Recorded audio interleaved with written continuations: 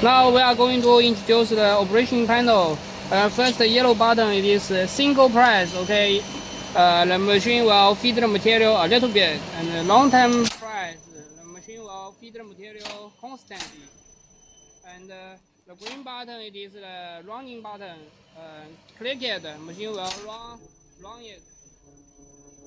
And the red button, it is a stop button. Press it, the machine will stop running. And here it is the winding switch. Okay, it is control the this rubber running motor. Okay, and the static switch, it controls this part, the static eliminator. These two switches, no need to adjust it. And let's come to the winding switch.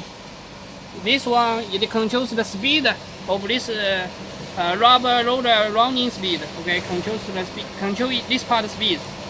And the vertical switch, the speed. Vertical speed controls this motor. Controls the sealing die running speed. This motor. And this insert speed, it controls these two rubber roller running speed. And the folding frame adjust speed, it controls the DC motor above this aluminum triangle, the running speed. Okay, the motor is above this aluminum triangle. And the feeding adjust speed, it controls here, these two rubber roller running speed.